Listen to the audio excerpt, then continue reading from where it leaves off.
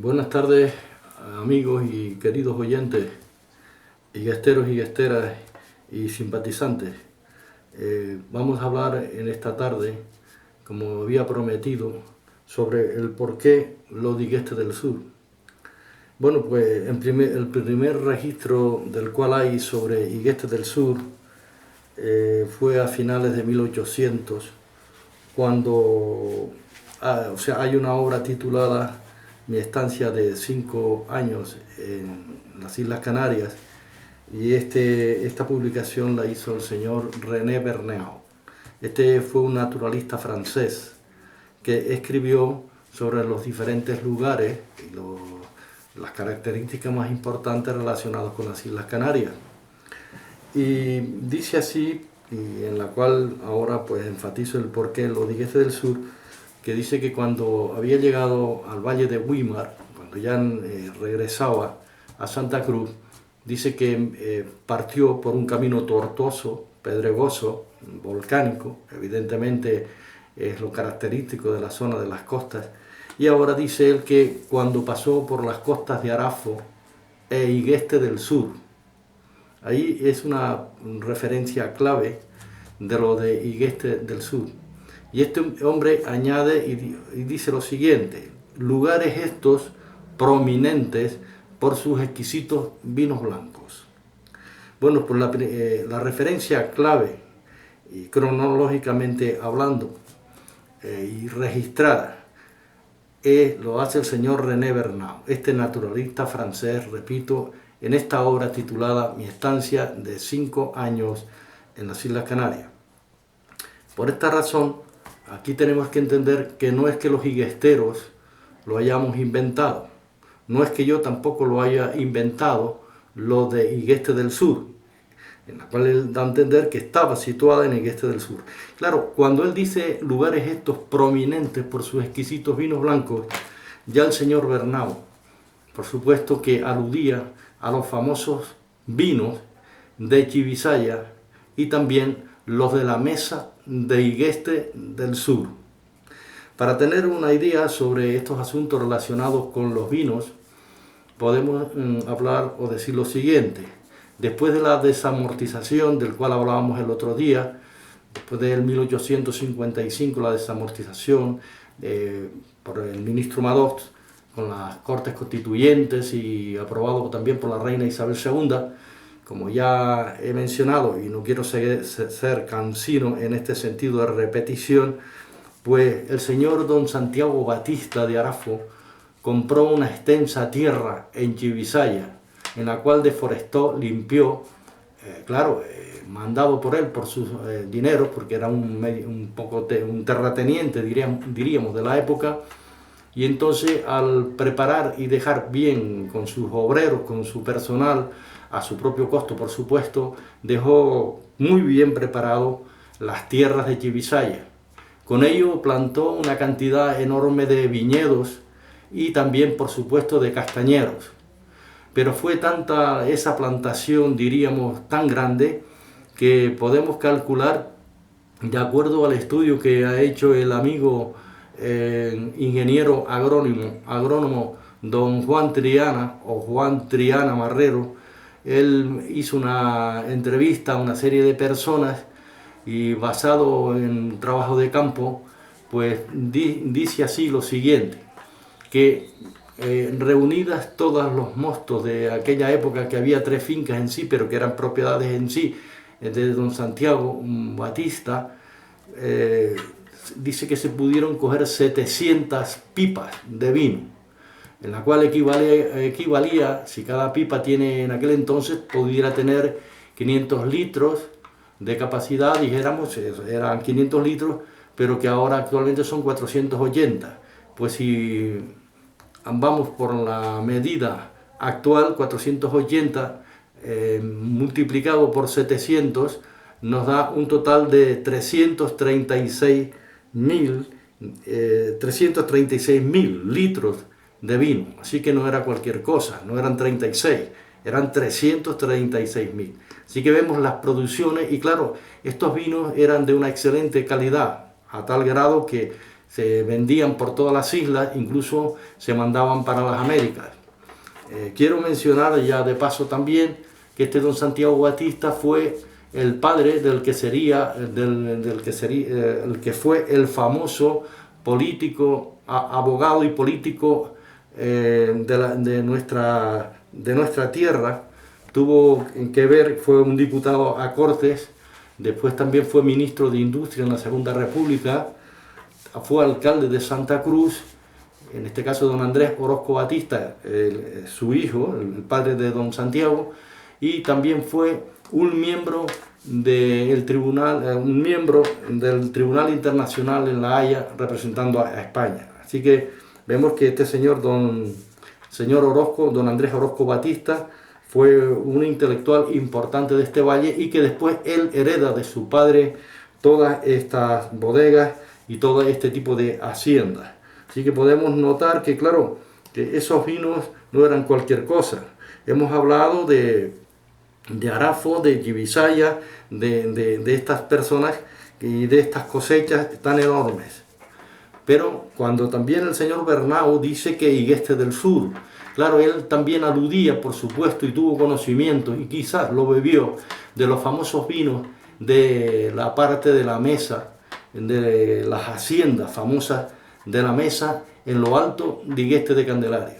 De acuerdo a las personas que yo entrevisté, que en alguna ocasión teníamos conversaciones al respecto, me llegaron a asegurar que el vino fermentaba durante 6 meses y que alcanzaba una graduación de 16 grados. Yo realmente entiendo que esto era una exquisitez sumamente grande. Pero claro, como estamos comentando en lo relacionado con la mesa y esta franja de tierra llamada las haciendas, que fueron compradas por los diferentes higuesteros, por los diferentes apellidos, pudiéramos mencionar. En primer lugar, me gustaría citar de los Núñez, los famosos José Núñez. Bueno, entonces estas personas, yo cuando tuve una conversación con don Pedro Núñez, ya fallecido, me dijo que su padre, don José Núñez, dice que cuando distribuyeron las tierras, heredaron de su abuelo, parece ser que a cada uno llegó a cosechar 70 barriles de mosto, 70 barriles. Los encerraron y después, claro, todo se transformaba en vino, por supuesto. Y, claro, ellos dicen que eran 8. Así, si eran 8 multiplicados por los 70 barriles, nos da un total de 560 barriles. Aproximadamente a 39 litros cada uno nos daría un total de 21.400, exactamente, de 21.480 litros, no era cualquier cosa, 21.480 litros. Si mencionamos lo que recogían los Pestanos, los García, los Cuellos, los Barrios, los Torres, si todo esto lo sumamos, evidentemente tenía que haber habido una cantidad en mosto y en vino superior a 1.200 barriles, o lo que equivaldría a 50.000 litros. Por esta razón, el señor Bernau decía, lugares estos prominentes por sus exquisitos vinos blancos. Y dice él, cuando pasé por las costas de Arafo y de Higueste del Sur. Así que repito, que no es que nosotros lo hayamos inventado, lo de Higueste del Sur, ni yo tampoco me lo invento, no, es que eso está plenamente registrado como memoria histórica para todos nosotros en este sentido, en este aspecto, tanto para los higuesteros y higuesteras, tantos aquellos que son simpatizantes con la historia. Y respecto a la mesa y sus producciones, después de dejar claro por qué lo de Higueste del Sur, que fue ese cronista y que lo dejó registrado, ¿quién lo dijo? René Bernau. Repito, nosotros como higuesteros conocemos en su extensión todo lo que es la mesa y evidentemente conocemos lugares importantes de la mesa a nivel de topónimos. Por ejemplo, tenemos lo que se entiende como Matorán, Era de Tosca, Cueva de los Caballeros, el Roque de Cocina, el Lomo La Fuente, lomo carnada, lomo del medio, olla del pino, el bucio, llano del bucio, lomo del bucio y fuente del bucio. También conocemos el lugar donde está el Cuerviño, el Gocho, que está ya en lo alto, ya con dirección, dijéramos, lo más alto a la izquierda. Y después también tenemos el Cabezo. De hecho, el famoso pino del Cabezo, el famoso pino, que solamente había uno, y después empezó a descender el pinar, y evidentemente ahora hay muchos porque la tierra se dejó de cultivar y todo lo que se ha llenado es de maleza y también la posesión de los pinos. Pero en aquel entonces solamente, en los tiempos aquellos cuando los higuesteros cultivaban especialmente, y cultivamos nosotros de niños, porque también poníamos nuestro granito de arena. El pino del Cabezo era famoso porque era legendario. Siempre decíamos el pino del Cabezo como punto de referencia. Decir también que en este Cabezo del cual cito, porque la mesa tiene dos cabezos, uno a la izquierda, al poniente, y el otro más así al oeste. Bueno, pues cuando hablamos de estos lugares concretos, decir que aquí en el Cabezo vivió una familia de Higueste, una familia muy conocida con muchos hijos. Este matrimonio lo componían don Domingo Barrios y doña Amalia Pérez. Entonces después estas personas tuvieron una cantidad de hijos y cuyos hijos laboriosamente se criaron arriba trabajando en las labores del campo, en la ganadería, etcétera, etcétera, ayudando a su padre, por supuesto, y tenían una cueva que era como una vivienda en cuya cueva yo muchas veces he estado. Tenían su puerta correspondiente y sus corrales, y también tenían su era y sus tanquillas para hacer sus mostos. En este caso aparte, porque eran independientes. Y decir de Tío Domingo, que es el famoso hombre que se cargaba al pie del Cabezo con una cesta que podía pesar 100 kilos y bajaba todo el lomo de la fuente, llegaba al Roque Cocina, bajaba el Robado, pasaba por los llanos del Campito, en el lugar donde está el cementerio, y en vez de coger por el pueblo y subir, lo que hacía era acortaba el terreno por el atajo, donde denominamos el atajo. Ya eso es impresionante, ir con 100 kilos de peso era impresionante porque había que subir y trepar por todos esos lugares. Eran lugares de difícil acceso, aunque eran atajos, por eso se llama el atajo. Salía a Acoroma y de Acoroma doblaba hacia la Estila, que era donde él vivía. Yo me acuerdo perfectamente de estar en la escuela y ver a aquel hombre en esos lugares.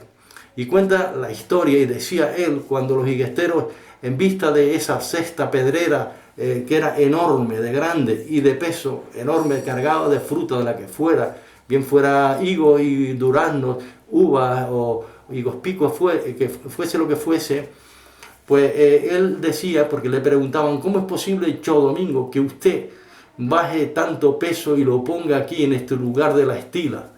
Y entonces él comentaba que cuando él se cargaba, bajando ya por el lomo de la fuente y dejando en el lugar donde él vivió, se le endormía el hombro. Su hombro dice que se le endormía quizás por el peso, y que entonces bajaba y ya no sentía dolor alguno. Imagínense ustedes bajar por todos esos lugares, bajar por los difíciles pasos del Roque Cocina, que son unas escalinatas, bueno, muy inclinadas, bajar todo ese Robado. Que por cierto, el Robado, quiero enfatizar y decir que el verdadero nombre no es el Robado, es la Robada. Ese era el nombre que se le dieron los antiguos. Y la Robada viene porque es una medida agraria navarra antigua, en la cual equivalía a 800 y pico de metros. Se entiende que alguien que compró ajustándose a esas medidas en aquel entonces, y de ahí le puso el nombre de la robada. Posiblemente fuera, compré una robada o tantas arrobadas, no arroba, sino arrobada, que era, repito, una medida, en este caso, de 800 y pico metros y que esto vino de Navarra, posiblemente los navarros, lo trajeron los castellanos después de la conquista. Igual que yo poseo escrituras en la cual se medía por celemines, También yo tengo escrituras donde dice aquí precisamente en la robada y habla de los selemines correspondientes. Dice 4,5 selemines más 10 décimas. Un selemín son, por ejemplo, hablo de esta propiedad concreta nuestra. Entonces, un selemín son, en este caso, 475 metros cuadrados. Pero bueno, volviendo al tema de la mesa, ya he citado de los diferentes topónimos. Las plantaciones ahí en la mesa, como meseta, eran pues de trigo, de cebada, de centeno, de chícharos, chícharo moro, el chícharo blanco, también es lo que se llama el chícharo guanche, que es equivalente a la arveja, las arvejas ologizantes. Y también se cultivaba, en este caso, pues en toda la zona de la mesa, la olla en todas esas ollas, en todas esas planicies, especialmente en las zonas que están comprendidas en las cuevas de los caballeros, que ahí precisamente, como yo y tantos higuesteros, tenemos propiedades, aunque verdaderamente están abandonadas. Para los años 1960, recuerdo perfectamente que la parte de la zona de Lera Tosca hacia abajo, y lo de Lera Tosca le viene por la era de Tosca, que es un lugar llano, dijéramos, y con un toscal en la cual se trabajaron unas huertas que son de vano o de pumita, que eran más frescas. Pues debajo de esa zona, me acuerdo yo como Domingo Cuello y muchas otras personas plantaban el famoso algodón. Y yo recuerdo perfectamente ver ese algodón. Claro, el algodón quizás ustedes digan, bueno, ¿y de qué se regaba? Bueno, pues hay que tener en cuenta que por la mesa pasan 3 canales. Está el río Portezuelo, que pasa por la altura de los Cuerviños y por la altura del mencionado antes Cabezo, donde vivía Domingo Barrio, que de ahí recogía él el agua para ese entonces, y también de la fuente de la mesa. Por eso se dice lomo de la fuente, por la fuente que vira así frente a las haciendas de la mesa. Y me acuerdo perfectamente del algodón. Y el algodón se plantaba de semilla, y también cuando ya para otro año se podía podar, en la cual echaban unas bellotas muy grandes, en la cual había rendimiento. Echaban menos bellotas que los otros jóvenes que se plantaban de semilla, pero eran más rentables porque eran mucho mayor las bellotas. Pues hasta el año 1960 la mesa se regaba y se plantaba. Pues ya dije que el río Portezuelo, pero más abajo pasa todavía hoy el canal que llamamos el canal de Araya, y también el canal Güímar-Santa Cruz. Hoy actualmente ya no pasa agua por el Güímar-Santa Cruz debido pues a una serie de problemas existentes por parte del canal, porque no fue bien construido, etcétera, y hay muchos salideros. Pero bueno, eso es lo que podemos mencionar y lo que podemos decir al respecto relacionado con la mesa. Enfatizar y decir, muchas veces lo hemos hablado, que en la casa de los curas, esa antigua casa enorme, al entrar otros propietarios, como podían ser los Pestanos, los García, los Barrios, los Cuellos, y así sucesivamente, aparte de los Núñez, pues se hicieron compartimientos en la casa para que cada heredero tuviera su propia bodega para encerrar su propio mosto, aunque el lagar existente de los curas que dan hacia el sur no se usaban para aquel entonces. Sí están las ruinas y el resto del lagar, porque yo lo he presenciado, y ahora lo que se trató es de traer un lagar nuevo. Entonces el padre de don José Núñez, que tenía 18 años, su padre le encargó una misión para que fuera a traer una madera a Vilaflor. Entonces muchas personas o muchos entendidos dicen que no, que la madera vino de La Gomera. Aún otros dicen no, de donde vino fue del Hierro. Pero evidentemente no tienen ninguna razón. Al ir este hombre con esta misión, y el padre lo mandó porque tenían que recoger la cosecha, y aquellas lagares de los curas no eran apropiadas para hacer el correspondiente mosto, pues posiblemente ellos se pusieron todos de acuerdo, y todos los propietarios, y entonces este hombre fue a Vilaflor. El caso fue que de Vilaflor se bajó la madera bien arrastrada por bueyes, o bien arrastradas de alguna forma o manera, porque no había locomoción en aquel entonces para bajarla. Bajaron abajo lo que se llama el Médano, y en las costas del Médano un barco de vela cargó la famosa viga, que está partida en 2 actualmente, y donde está montada, y ya después explicaré, y esa viga fue remolcada por el velero y la madera vino dentro del famoso barco velero hasta las costas de Candelaria, o sea, hasta el Pozo. Bueno, allí fue, en este caso, desembarcado. Sí podemos decir que no fue fácil toda esta epopeya, dijéramos, todo este tipo de trabajo. Y don Miguel Pestano fue el encargado, después de hacer lagar, porque era un famoso carpintero y guestero de la época, y esa madera, una vez se desembarca en Candelaria, la viga fue cerrada en dos, y después actualmente está abrochada en la playa, en la plaza de Ajoreña, que es donde está montada, fue bajada abajo en el año 1980, tienen dos abrazaderas y está abrochada porque era imposible subir una viga de tan enorme peso a las haciendas de la mesa. La subieron por las veras de Araya, aunque son veras de Igueste, pero nosotros siempre decimos las veras de Araya.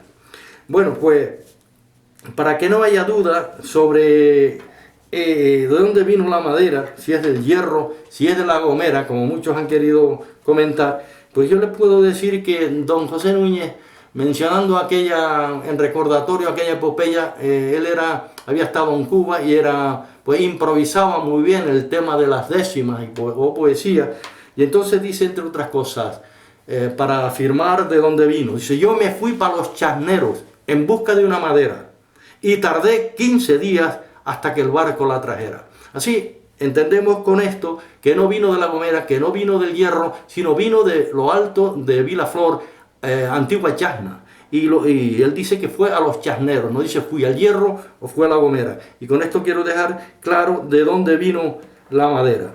Conclusión, podemos decir que esto tuvo lugar allá en los años 1880 aproximadamente, y finalmente, pues claro, y hasta 1960 la mesa se seguía produciendo y todos íbamos allí a recolectar, a recoger, etcétera, pero cuando ya se fue abandonando el campo, como en todos los lugares de aquí en Canarias, pues evidentemente la mesa entró en el más triste de los olvidos.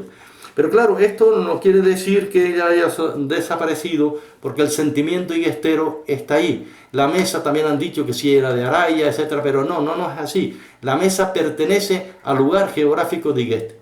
Y en vista de esta situación, y ya para terminar como conclusión, podemos decir que aún un poeta iguestero, le cantó a la mesa y dice lo siguiente.